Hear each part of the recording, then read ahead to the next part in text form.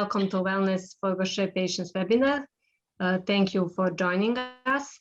My name is Biljana Jovanović and I'm the IGA Director and Vice Chair. We will organize a series of webinars this year, one in every second month, in order to provide our community with knowledge about Gaucher disease and all things that are interesting for us. We call them town hall webinars because we always have some time for questions and for discussion. You can use Q&A box for questions, and speakers will afterwards will answer them.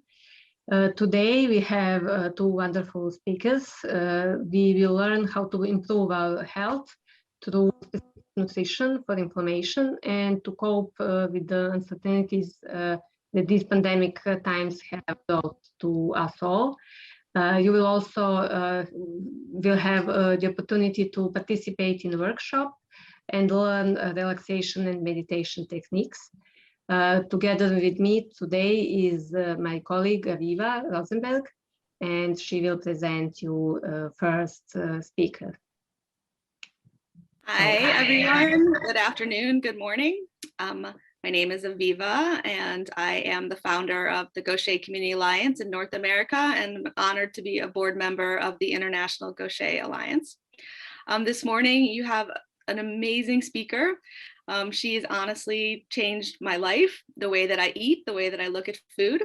And so Dr. Seema Kanwall has been a practicing naturopathic doctor in Vancouver, Canada since 2006. She's been voted one of Vancouver's top 10 naturopathic doctors on Rate MD. Dr. Kanwall has been a speaker for organizations that support individuals with rare genetic diseases, including the Canadian Fabry Foundation and the Prader-Willis Foundation.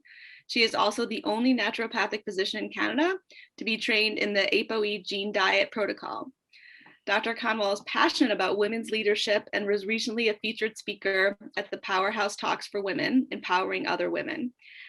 And she's also just a very amazing, personable person. So I encourage you, as she's talking and as you're thinking about what she's telling you, to please type in questions in the chat and the Q&A, and I'll be monitoring these. And then after her presentation, we have an opportunity to get, some specific advice from her. So take advantage of that. And I'm proud to introduce Dr. Kanwall. Viva, thank you so very much for such a lovely introduction. Good afternoon, good morning, everybody. I'm in lovely Vancouver, BC. And I was so excited to speak to everybody that I thought I was starting at 6 a.m. my time instead of 7 a.m. So here we are.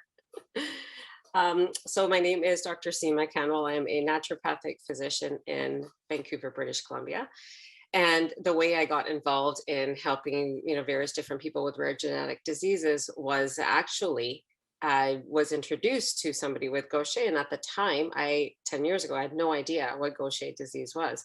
And through working with these two people, I was able to learn, the challenges and what actually happens and what's going on in the blood work. And my role has been to this point to really help people with the nutritional aspect. So with that, let's get started. So when we look at what does our body actually need, when I say need, what I mean is without it, we will die. So oxygen is one of those things. If we do not get oxygen properly, we will be struggling. We also need various other different things, minerals, amino acids, iron, all of these things. But the question then becomes, if we have this, how does it actually get into the body? Into the body is through a process called assimilation. So to me, it's not just about eating whatever food that you're enjoying. It's about how are we actually absorbing that food? Are we able to actually get it into our cells?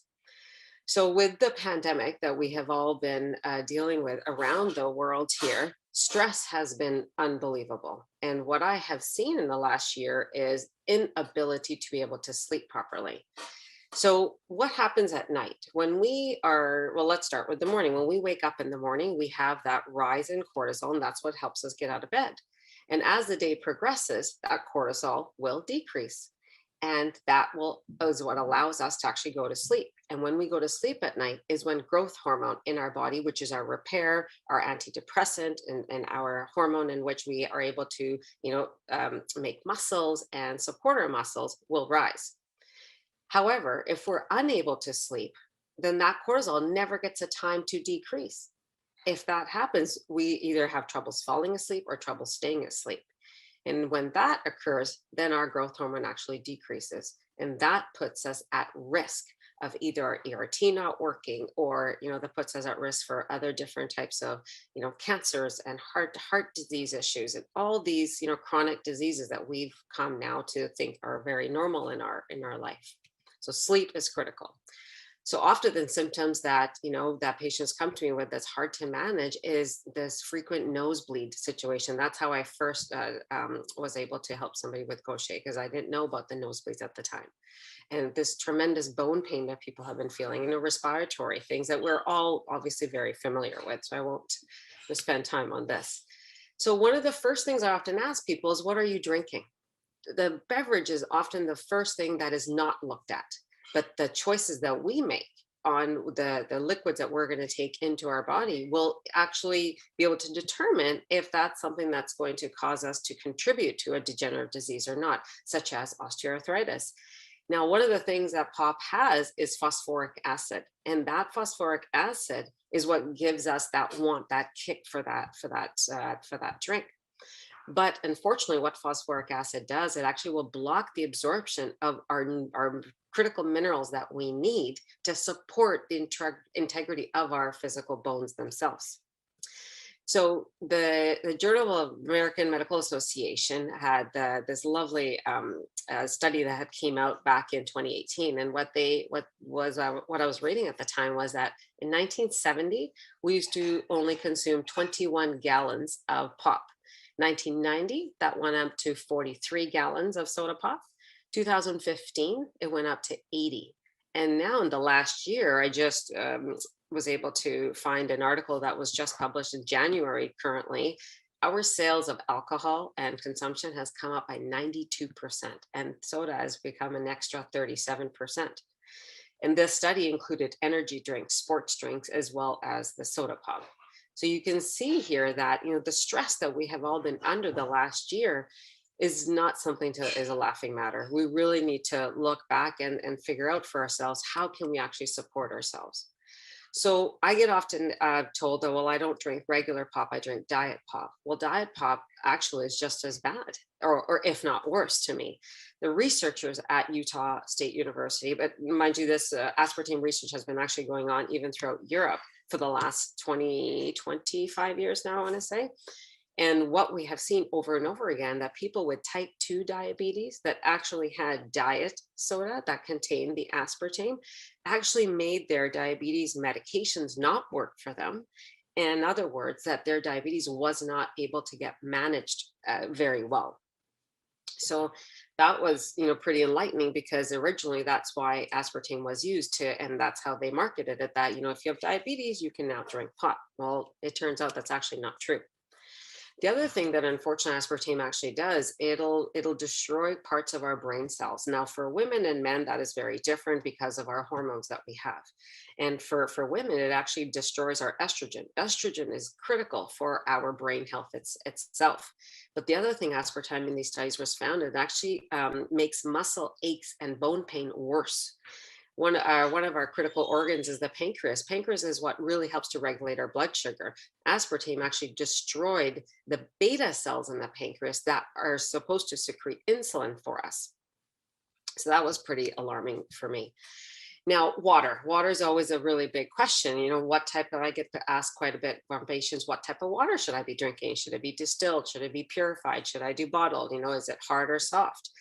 The evidence for hard water has been shown in many different studies, especially throughout South America, that hard water is actually what will reduce the rate of coronary heart disease. And so in somewhere like South America, this is a normal water for them, is hard water. And so what is the actual solution? do we buy filter? Now, it really depends on where you live in the world. Where I live in Vancouver, British Columbia, Canada, here, our water is is very clean, but it still has a lot of chemicals in it, such as, chlorine. And so we use a filtration system at home here. Ceramic and compressed carbon tends to remove most of the heavy metals, the chlorine and other impurities that are, less desirable. Now, often, we're taught that you have to drink 6 to 8 glasses of water a day. That's actually completely false. If you have any type of kidney function issue and you drink 6 to 8 glasses of water and your body does not require 6 to 8 glasses of water, you can actually put an excess burden on your kidney itself. So an easy way to figure out how much water you require is take your weight in pounds, divide that by 2, so divide it by half, and that will give you the number of ounces of water that your body actually requires. So often when I do that with patients, they're shocked at how much water they're drinking is either too much or they're not drinking enough. Often it's the latter. The other thing to be mindful of with water is, do we have it with food or not? So often, not that we're going to restaurants anymore here, but, when you go out or even just sitting at home, when you have any meal, whether it be lunch and dinner, often we'll grab a glass of something, whether that be water, a glass of wine, whatever the case is that, we're all drinking these days. The actual thing is, though, that when you are eating any type of food, your body will secrete acid. Now, what that acid is required now to break down the proteins, the fats, the carbohydrates that our body is actually eating. But if we drink liquid like water, we'll actually dilute that stomach acid. So if you have any type of stomach, sometimes you get gas or bloating, or if you have diarrhea or tend towards constipation, one of the first things you want to do is not to have any fluid with your meal. Now, obviously, you're choking. Please drink. Don't not drink. But the typical rule that I like to follow is about 30 minutes before your meal, have some water. And then if you can wait about an hour after, because then the food has had its time to digest, go through all the process, and then move along the track, that's the time then to drink water.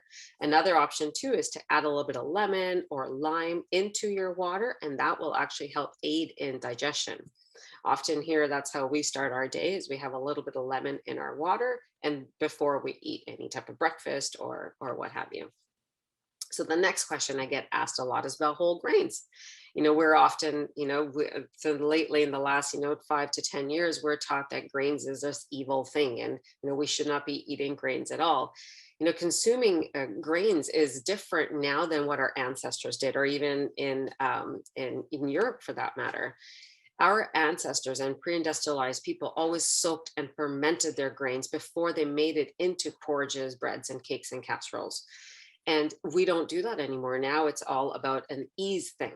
So in all different countries that you go to, everybody has their own method of, doing some type of fermentation. One of the things to remember, though, is there's something called phytic acid in grains. Phytic acid, what it can do is actually cause a lot of gas and bloating. And so zinc is a critical function for our brain, and it's absorbed from the blood supply into areas of brain that are responsible for the memory, the language, and reasoning and insight.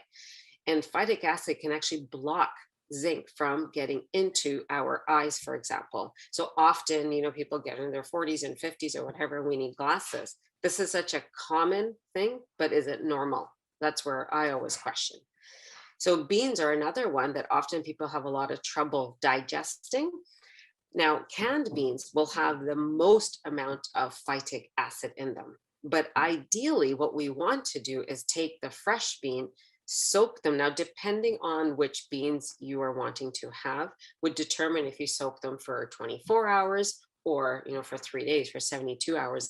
That often will decrease that amount of phytic acid in it and help the body actually break that bean down and activate the good, healthy enzymes in there for our body to actually then digest it. So just a little rule, a little thing to remember. When I went to Europe 2 years ago to visit my sister, I was actually shocked at how amazing their breads and even croissants are. Everything is very fresh. Nothing has been, used with old wheat or grains or what have you. But if we can possibly soak things overnight, that will help our body actually break it down more effectively. We talked about phytic acid. Now, the other thing with soaking, like especially beans and oatmeals and other types of grains, what will happen is that soaking will allow something called lactobacilli. And that organism is what our gut bacteria will ferment this and actually produce short chain fatty acids. Short chain fatty acids are what our body actually requires to express our genes or not. So the simple practice of soaking then also activates massive amount of B vitamins. The B vitamins themselves are critical for our brain health. And now that's where men's is really critical, because those B vitamins help support GABA, which is one of our happy hormones, as well as reactivate serotonin. Now, 90% of our body's happy hormone serotonin is actually produced in the gut and not in our brain. So that's often people think, oh, well, I'm getting this brain hormones. You're actually the gut hormones. If we are able to absorb our nutrition better, that means that our body will be able to make their happy hormone even more so, more effectively. So there's a lot of different types of grains out there. There's gluten grains, the non-gluten grains, and then quinoa we'll talk about too in a second. So the thing with glutinous grains is that, like the oats, the rye, the barley, the wheat, they really need to be soaked. So, we often make oatmeal here at home. And so what we'll do here is we'll soak it at nighttime before the morning arrives. And then in the morning, it's a lot easier to cook. Now, the non-gluten containing grains like buckwheat and rice and millet. Now, rice is something that a lot of us make at home, but we don't really think about actually, possibly soaking it. Rice, for some people that cannot digest. So it's things like brown rice, often considered, much better for you. But brown rice, I've seen with some of my patients with Gaucher, cannot tolerate that. Their body does not like it. It gives them a lot of gut pain. So what we've been finding is if we soak that rice for a minimum of 2 hours, so what my patients often do is if they know they're going to make rice in the evening, they just soak it in the morning. Now, that's not necessary, but ideally 2 hours of soaking makes the absorption of that rice way more effective for us, and then doesn't give us the actual gut pain that sometimes we can experience. White rice is just as fine. Obviously, the bran is not on there. But white rice tends to be a lot easier digested as well. So quinoa technically is not a grain, but quinoa contains a bitter saponin coating. So often people, if they don't soak it, will have major gut pain if they eat quinoa. So quinoa is a little bit tricky. Once you soak it, you do have to rub the grains together to get that saponin coating off. Once you do that, and I would suggest honestly rubbing it for at least a good 5-10 minutes if you can, then you cook it, then the chances of it bothering your stomach will be almost nil at that point. So quinoa is a bit tricky one to work with. If you're used to working with it, that's great. But just remember to soak it and then scrub it really well. That's how you can get rid of that coating on there. Now, fats is another one that I was asked a lot about. So, back in the day, where I'm sure we're all familiar with somebody named Nathan Phytic, he at the time had advocated all low fat diet. And what people often did is misread this. What he actually wanted was the elimination of white sugar flour and processed food and whole grains. But it was a low fat aspect that everybody thought was what he wanted. But what ended up happening was when he himself did this fat-free eating, he had very difficulty concentrating. He actually gained weight. And then he realized through blood work for his own self that his physician did for him was that he was actually deficient in minerals that he needed. So then he realized that that was not a smart move. And he actually introduced a small amount of good fats again, but from vegetable sources. But if we think about this way, before around 1920, coronary heart disease was very, very rare. But by the mid 1950s, it was the leading cause of death. And today, this is one of the number one things that has caused heart disease. My own father actually had a heart attack at the beginning of this pandemic in March.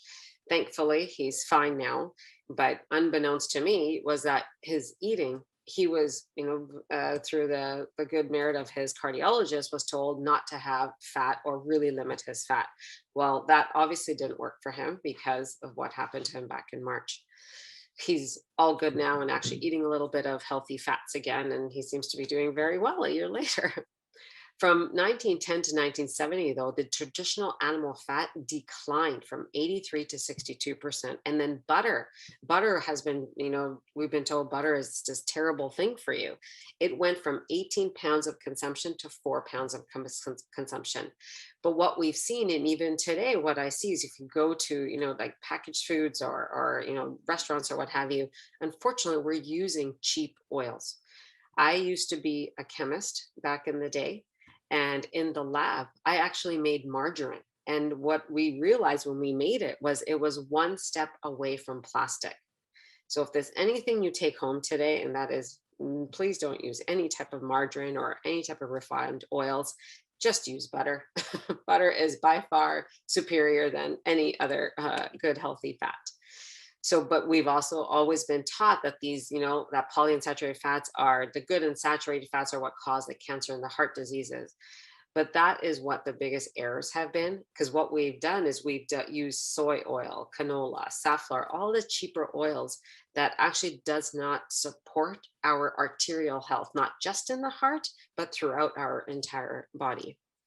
So using little bits of butter, coconut oil, small amounts of organic olive oil, depending obviously where you are in the world and what you have access to, these are obviously the better ones for you. So having talked about all this, it can be really daunting and think, okay, what the heck should I even be having? What I ask of everybody today is when I want you to focus on what can I bring into my diet, not what I'm taking away. It's too hard to figure out, things that restricting doesn't help anybody. And if we try introducing maybe one new vegetable a week, that alone will help change just majority of our daily food intake. And what I normally would suggest is to start with one meal, take the meal that is either the easiest for you to change up or the hardest for that matter, whichever works. That's the one that you want to focus on. And making small little changes versus looking at all my meals and, oh my goodness, I have to change everything today. This is not how I want anybody to be, because this life is stressful as it is in this pandemic. The last thing we want to do is create more stress. So the next time maybe you go to the grocery store, for some people it's dinner time almost. So if that's the case, think about dinner. What can I add into my next meal? Next time you go to the grocery store, what's one snack that one can have? My family loves cucumbers, so we often have cucumbers as a snack at home. But remember to go at your pace, and only you will figure out for you what food actually does to you. So the next time you eat a meal, see for yourself and ask yourself, how does this feel for me? Am I tired? Do I have a headache? Do I have any type of gut pain?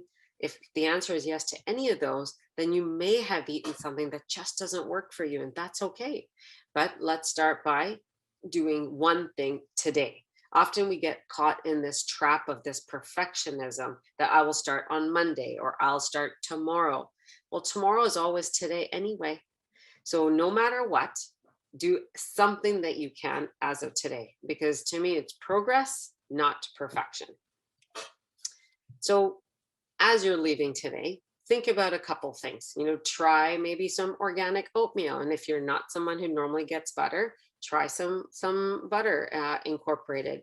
One thing that we actually do with grass-fed butter here is that I'll actually mix it with olive oil. So if you take 1 cup of butter, you take 1 cup of olive oil, you whip it together. That will allow it to last longer, and you can put it in the fridge and it'll still be soft. And it won't be actually hard. So that's one way that organic grass-fed butter can go a little bit longer. And take a look at some of the vegetables that you currently have and maybe try changing them. as we change our vegetables, what happens is our gut microbiome then all of a sudden becomes alive again, and we're able to feed different types of bacteria. So if you're someone that always buys maybe carrots and onions and broccoli, try maybe celery this week, or a zucchini, or it obviously depends where you are in the world to see what your accessibility is. But even if you changed one vegetable, that alone will help in changing your own gut biochemistry right there. And eggs are often very nourishing, something to incorporate if you don't already. The one thing with eggs, we're often told, is that it will increase cholesterol. Eggs is actually as how we cook them. So to me, eggs was created this perfect protein for a reason. Once we start separating those whites from the yellows, how is this a complete protein now? To me, that's incomplete. So when we put them back together, then it's a question of how do we cook it? So for eggs, if you're somebody that's okay with soft boil, what we'll do is that there's something called biotin in the yellow, and that will actually help our body metabolize cholesterol more effectively. So if we keep the egg together and we try to keep the yolk as runny as possible, our body then will be able to metabolize cholesterol better and will not destroy that protein. Soups are a great thing to incorporate. For me here in Vancouver, BC, our days are getting a little bit warmer, so our days of soups might be a little bit behind us now. But if you're somewhere that's still cold, incorporating soups with different types of vegetables, that is really helpful at helping even kids of ours to incorporate some more vegetables that way. And that's everything. We have questions.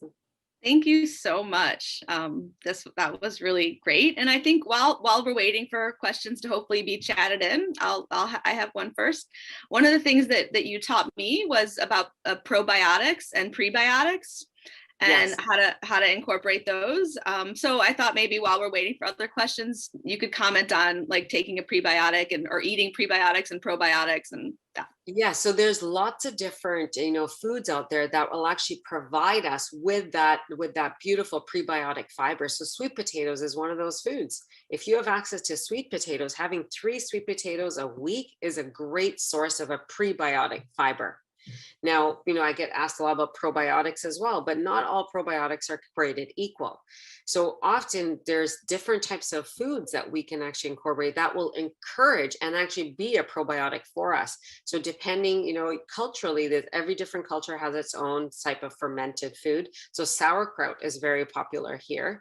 Sauerkraut, there's kimchi, there is things such as I'm like, name is escaping me now. Kefir is very popular to use as a probiotic. So do you have to take a probiotic pill? Well, no, not necessarily. But if you were to eat different types of foods that encouraged your own gut bacteria, then there's no need for a probiotic. So there's kombucha. So kombucha is a tea here. That kombucha is made with something called SCOBY. So SCOBY stands for a symbiotic colony of bacteria and yeast. What the SCOBY does, it eats the sugar in that water and will make for you this beautiful fermented tea. That tea itself is very supportive at actual digestion itself. Great. So we have some questions. So the first question is, what do I do if I have a grain intolerance? If you have a grain intolerance, then you really want to focus on good starchy vegetables. So like the root vegetables, things that grow underground will give you those B vitamins, the selenium to help support your thyroid, all those wonderful things. But a grain intolerance and allergy are 2 different things. If you're someone that really cannot tolerate any type of grains, what you can try doing is either something, for example, like an oatmeal. If you were to soak it for a few days, then cook it, then see how does your body actually respond to it.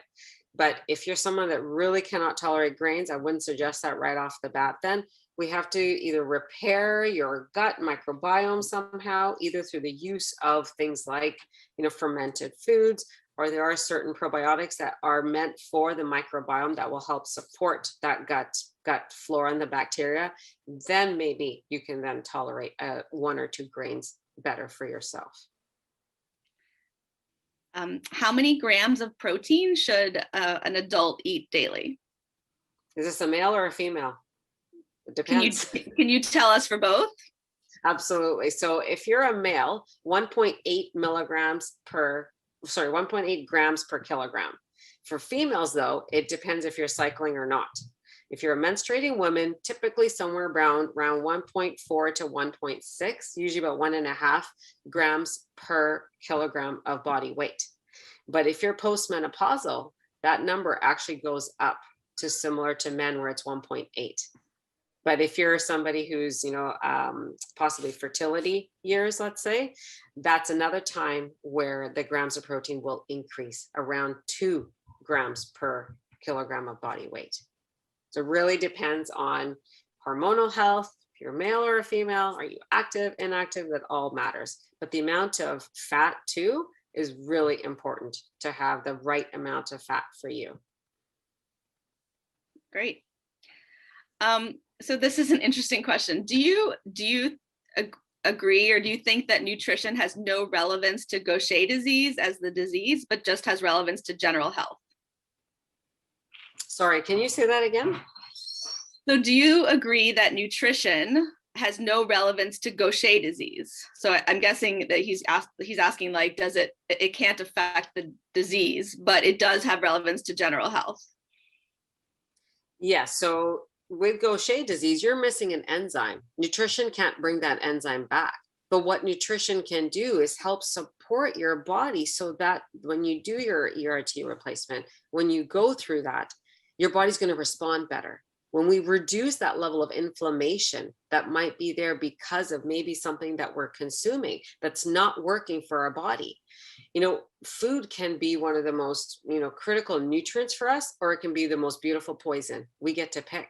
But if we're not feeling good inside of us, like because our digestive system's not working effectively, then that's where nutrition has a big role to play in helping support our body. Nothing's going to take away your diagnosis. I wish I had that magic, but we don't. But what we can do is support the body so that support our mitochondria, support our cells so that we don't have the fatigue, or at least we're able to get through a day, especially if we have children, or, have the bone pain be less and maybe improve our anemia. With that first person I ever worked with, Gaucher, her nosebleeds stopped after 8 months of working together. And she had nosebleeds for 5 years prior. So that was huge. And that all we did was nutrition. It didn't change her diagnosis. I wish. I'm sure we all wish. Yeah. Do you have any recommendations? The question. I'm not sure if that answered the question properly. Do you have any recommendations for commonly available foods to raise low HDL cholesterol levels? To raise them, the best way to raise HDL cholesterol is going to be physical activity. We have to somehow sweat. But if you're someone who's in a lot of pain that's unable to do that type of physical activity that'll allow that sweat to happen, take a hot bath. That will bring on sweating for us. But the what else actually raises good, healthy HDL cholesterol is our liver function. We have to know what our liver function is doing. So our liver is where cholesterol is made. 90% of our body, it's made in the cholesterol. So it's going to be a matter of reducing inflammation versus eating a certain food. But if you are eating foods that your body does not suit well with, it will drop HDL. But if we eat foods that support us like some people cannot tolerate tomatoes, some people can. So if the person that cannot tolerate tomatoes, that HDL will drop. But for the person that can, HDL will go up. So typically vegetables are the one that will help support that HDL cholesterol, not the protein or the good fats for that matter. It's the actual above ground vegetables. So not below ground, above ground. So below ground being like your potatoes, your sweet potatoes and what have you, but it's the above ground that actually support our cholesterol levels. Zucchinis, cucumbers, those types of veggies. Interesting. Okay, so this is like a two-part question. So the first is, what is the best way to sweeten our beverages? Is honey okay? And the second part is, what is your opinion on intermittent fasting?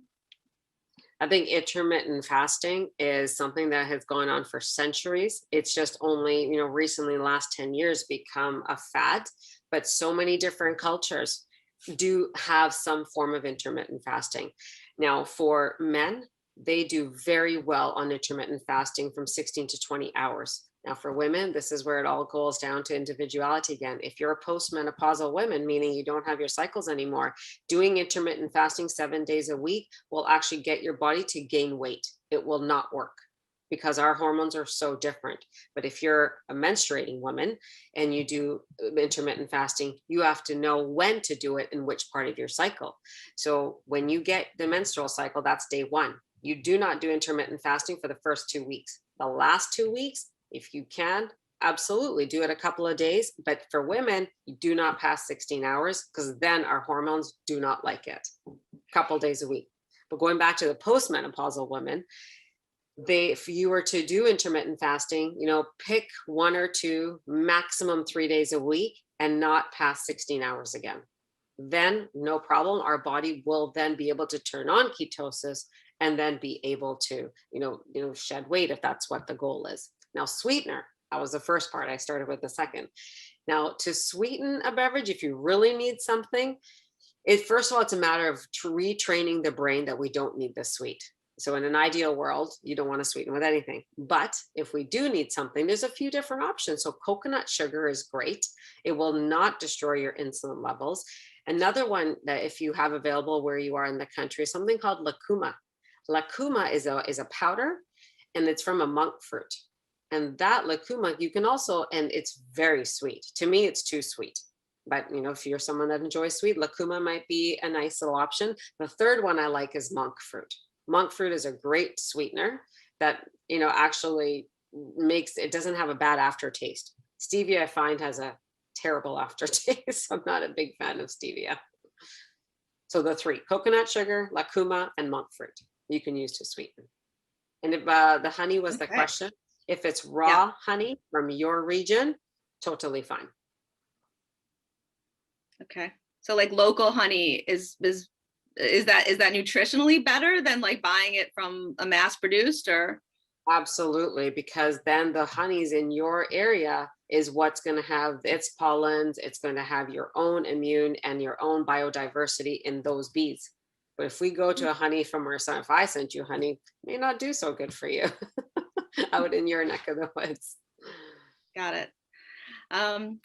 So for Gaucher disease, it's important to raise our hemoglobin levels because they often at time are low in our population. And so what's the best foods for raising hemoglobin levels?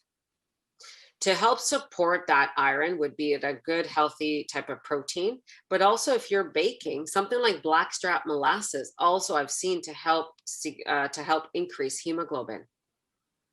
And then the other thing is anything that is red, so red fruits and vegetables, so red apples, red grapes, red leaf lettuce, beets, all these things actually help to support hemoglobin. Okay. So just a few more questions. So how about mushrooms? Some people like them. Some people, they cause bloating. What's your fungi opinion? So mushrooms are critical in our immune health. Now, depending on the white buttons are pretty useless. But if we're looking at shiitake, we're looking at all the enoki, like different types of mushrooms out there, those have been shown in so many different studies to actually benefit cancer cells and to help to secrete more of the natural killer cell activity and to support our bone marrow to secrete more of the TH1, TH2 that actually supports our immune system. So I think mushrooms, if you can tolerate them, absolutely phenomenal. My husband absolutely hates mushrooms. So sadly, I can't cook with mushrooms at home, but if he's not home, we have mushrooms in the house. I love them, but if you are someone who's sensitive to them for your gut, then the chances are you might actually have a sensitivity to nightshade vegetables. What are some examples of the nightshade vegetables? Tomatoes, white potatoes, red peppers, eggplant, and mushrooms, sadly. Okay, we'll take, I think, two more questions that I have.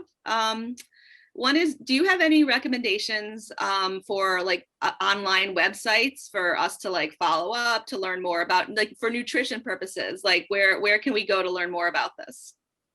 Yeah, actually, if you go to Nourishing Traditions, there is loads of excellent information on that website.